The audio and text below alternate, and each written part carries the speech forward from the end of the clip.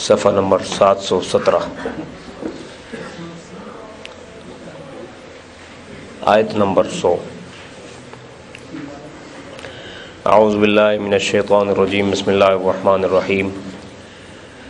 رب ہب لی من الصالحین فبشرناہ بغلام حلیم۔ پچھلے رکوع میں، پچھلے درس میں یہ بات آئی تھی کہ حضرت ابراہیم علیہ السلام نے اپنی اس قوم کو جو شرک میں، بت پرستی میں مبتلا تھے، ان کے جو جھوٹے معبود بنے ہوئے تھے، ان کی عبادت گاہ میں جا کر ان سب کی درگت بنا دی، ٹکڑے ٹکڑے کر دیا، اور پھر آخر کار پروردگار نے مدد کی۔ ان لوگوں نے جو انتقامی کارروائی کی تھی ان سے بچے، انہوں نے آگ میں ڈالا، اللہ تعالیٰ نے بچا لیا۔ پھر ہجرت کا فیصلہ ہوا، ابراہیم علیہ السلام نے قبول کر لیا کہ میں ہجرت کے لیے تیار ہوں، میں جا رہا ہوں۔ بابل سے شام کی طرف ہجرت کی، اور اہلیہ ساتھ تھی اور دعا کر رہے تھے۔ کچھ عرصے کے بعد جا کر، یہ ذکر تو اس موقع پر ہو رہا ہے لیکن یہ دعا بعد میں جا کر مانگی، کہ کتابوں میں آتا ہے تقریباً 85 سال عمر ہو چکی تھی ابراہیم علیہ السلام کی۔ صبر کرتے رہے کہ اللہ تعالیٰ کی طرف سے مل جائے گا کوئی نہ کوئی اولاد کا تحفہ، لیکن ملا نہیں۔ حکمت تھی، زیادہ مانگا بھی نہیں کہ اللہ کی رضا پہ رہے۔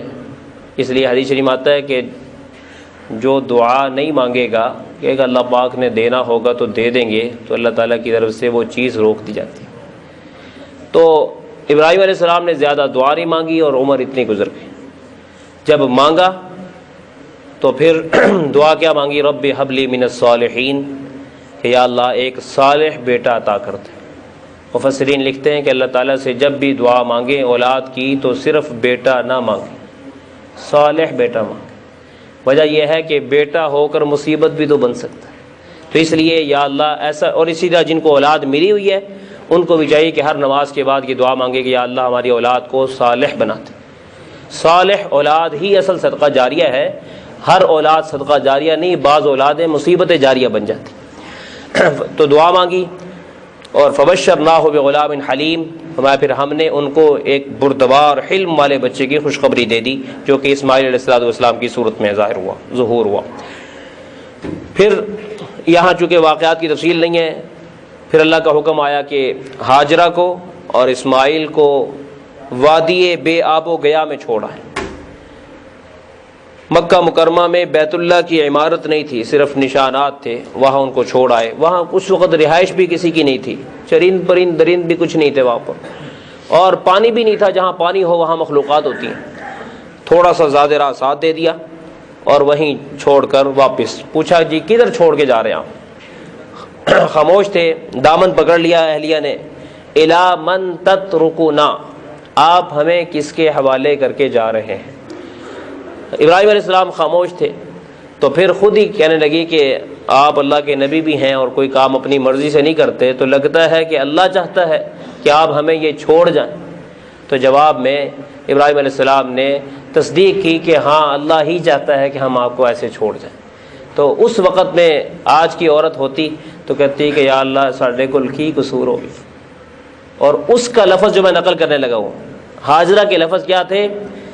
اذن لا یضیعن اللہ، ابراہیم پریشان مت ہونا، رب کے نام پر چھوڑی ہوئی چیز ضائع نہیں جایا کرتی۔ بیوی کہہ رہی ہے، بیوی اور بچہ ہے چھوٹا سا۔ اتنا حوصلہ دیا ابراہیم علیہ السلام۔ ادھر تو اپنے جذبات کو قابو رکھ کر وہاں سے نکلے، ایک پہاڑ کے پیچھے جا کر پھر رو رو کے دعا مانگی کہ یا اللہ ہر طرف سے موت نظر آ رہی ہے، ایک ہفتے کا راشن کتنی دیر چلے گا؟ نہ یہاں سایہ، نہ کوئی چھت، کڑکتی دھوپ ہے۔ میرے مولا میرے بیوی، اس میرے گھرانے کی، اس میری فیملی کی، اس میرے گھرانے کی مدد کرنا یا اللہ۔ دعائیں کر کے چلے گئے اور کہنے لگے یا اللہ صرف ان کی نہیں، ان کی نسل کو بھی یا اللہ ایسے ایسے پھل کھلا یہاں پر جو کسی نے نہ کھائے۔ تو آج تک بڑے پھل وہاں مل جاتے ہیں۔ تو اللہ تعالیٰ نے ایسی دعا قبول کی کہ وہ رہتی انسانیت تک وہاں پھلوں کی بہتات چلی آ رہی۔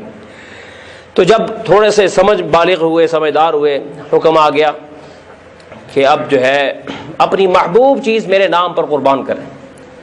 جانور بھی اللہ نے بہت کچھ دے دیا تھا، سب قربان کرنے لگے، اونٹ بھی، گائے بھی، سب کچھ. پھر خواب آ رہا ہے اور اشارہ ہو رہا ہے کہ نہیں کچھ اور محبوب چیز. پھر کہنے لگے مجھے تو اس وقت بڑھاپے میں جو سب سے محبوب چیز ہے وہ میرا بیٹا ہی ہے، تو اگر یا اللہ وہ قبول ہے تو میں تیار ہوں. چنانچہ کہنے لگا ٹھیک ہے جی، اور بیٹے کو ساتھ لیا اور راستے میں بیٹے سے کہا کہ بیٹے ایک حکم الہی میرے سامنے درپیش ہے، تو اپنی رائے بتا دے تاکہ تیرے جذبات کا بھی اظہار ہو جائے.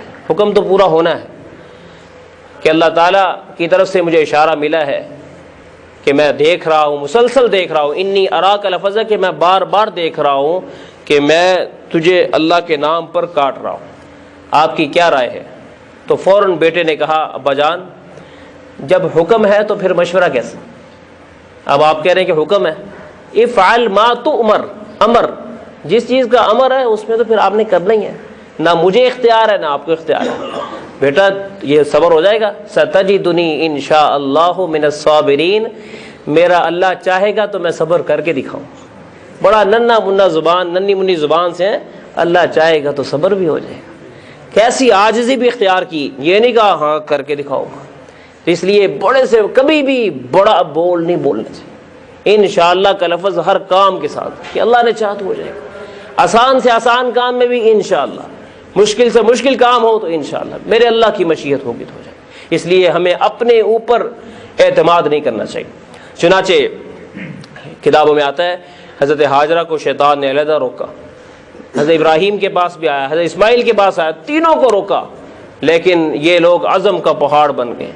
اور پھر مختلف واقعات تفصیلی ملتے ہیں. جو صحیح روایت نقل کر رہا ہوں یہ کہ جب ابراہیم علیہ السلام تیار ہو گئے مکمل طور پر اور اسماعیل علیہ السلام کو مکمل طور پر جو ہے تیار کر لیا اور وَتَلَّهُ لِلْجَبِينِ پیشانی کے بل لٹا دیا، تاکہ پیشانی کے بل سے مراد سجدہ ریز ہو کے اللہ کے نام پر جان، سجدہ ریز ہو کے. بعض تفسیروں میں کروٹ کا بھی ذکر آتا ہے، لیکن لفظی معنی پیشانی کے بل اس کو لٹا دیا. اسی پر قرآن کہتا ہے کہ آگے اگلے واقعے کا ذکر قرآن نہیں کرتا، صحیح روایت کے مطابق بھی ہے کہ وہیں پر ہی جبریل آ گئے. پھر جبریل آ گئے کہ آپ کا جو عزم ہے وہ قبول ہو گیا، آپ کا عزم قبول ہو گیا. اللہ اکبر اللہ اکبر، اللہ بڑا ہے، اللہ بڑا ہے. واقعی آپ نے ثابت کر دیا، آپ نے ثابت کر دیا کہ بیٹا آپ کا بڑا نہیں، جان بڑی نہیں، پیار بڑا نہیں، اللہ بڑا ہے.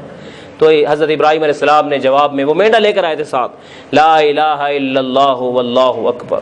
انہوں نے جواب میں کہا ہاں ہاں اللہ کے علاوہ واقعی کوئی بھی نہیں ہے میرا، میں تو اللہ ہی کا ہوں، اللہ ہی کے لیے سب کچھ کرتا ہوں. اللہ اکبر وللہ الحمد، اللہ ہی کے لیے کبریائی ہے، ساری حمد اسی کے لیے. تو جنت سے ایک مینڈا آیا اور اس کو ان کے بدلے میں ذبح کیا گیا.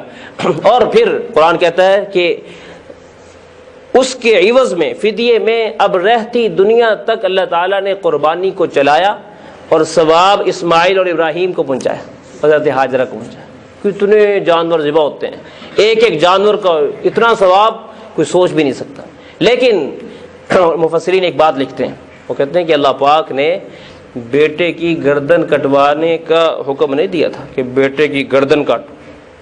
صورت ایسی نظر آ رہی تھی کہ بیٹے کی گردن کٹے، اصل میں بیٹے کی صورت میں جو محبت کا سمندر ٹھاٹھے مار رہا تھا اس کو کٹوانا مقصد تھا کہ بڑھاپے میں جب اعضاء کمزور ہو جائیں تو اس وقت کوئی امیدوں کا سہارا ملے. تو میرا خلیل امیدوں کا سہارا بیٹے کو نہ سمجھے، مجھے سمجھے. چنانچہ جب انہوں نے چھری رکھ دی یعنی لٹا دیا، اعتماد کر دیا کہ میرے مولا مجھے یہ بعد میں، پہلے آپ. اس لیے جب بھی بندہ اپنی دنیا کی جس چیز کو رب کے نام پر وار دیتا ہے اللہ پاک اس کا صلہ اپنی شان نشان دیتے. اس لیے کبھی بھی کسی بھی چیز کو رب تعالیٰ کے حکم میں رکاوٹ نہ بنے تھے، کوئی بھی ہو کسے باشد کسی موقع پر، نہیں سب بعد میں، رب پہلے. اللہ ہمیں اس سے سبق لینے کی توفیق عطا فرمائے. فلما بلغ معه السعی، جب ان کے ہمراہ چلنے پھرنے کے قابل ہو گئے، قال ابراہیم علیہ السلام نے کہا یا بنیا، میرے پیارے بیٹے، انی ارا فی المنام، بے شک میں خواب میں دیکھتا ہوں، انی اذبحک، کہ میں تجھے ذبح کر رہا ہوں. مفسرین لکھتے ہیں کہ نبی کا خواب شیطانی نہیں ہو سکتا، کیونکہ نبی پر شیطان نہیں آ سکتا، تو اس لیے وہ خواب بھی اشارہ رحمانی ہوتا ہے۔ تو اشارہ اس لیے کیا کہ نبی جو ہوتا ہے نا وہ منشا سمجھتا ہے، مزاج شناس ہوتا ہے۔ حکم دینے کے بعد وہ سارے مان لیتے ہیں، کتنے ہی مل جائیں گے جو حکم مان لیتے ہیں، لیکن اصل یہ ہے کہ میرے رب کا منشا کیا ہے، رب کیا چاہتا ہے، تو اس کو سمجھنا یہ ہے کمال دین، کمال ایمان۔ انی ارا فی المنام انی اذبحک فانظر ماذا ترى، میں خواب میں دیکھتا ہوں میں تجھے ذبح کر رہا ہوں، تیری کیا رائے ہے؟ قال، بیٹے نے کہا یا ابتی، اے ابا جان، افعل ما تؤمر، جو حکم آپ کو ہوا آپ کیجئے، اس میں مشورہ لی کون سی بات ہے؟ ستجدنی انشاءاللہ من الصابرین، آپ مجھے انشاءاللہ صبر کرنے والوں میں پائیں گے۔ فلما اسلما، جب دونوں نے تسلیم کر لیا، دونوں راضی ہو گئے، وہ کاٹنے پر وہ کٹنے پر، وتلہ للجبین، اور اس ابراہیم علیہ السلام نے اپنے بیٹے کو پیشانی کے بل ڈال دیا۔ ونادیناہ ان یا ابراہیم، پھر ہم نے پکار لگوائی، اے ابراہیم بس کیجئے، قد صدقت الرؤیا، آپ نے اپنے خواب کی تصدیق کر دی ہے۔ انا کذالک نجزی المحسنین، بے شک ہم اسی طرح نیکوکاروں کو، صالحین کو، محسنین کو بدلہ دیا کرتے ہیں۔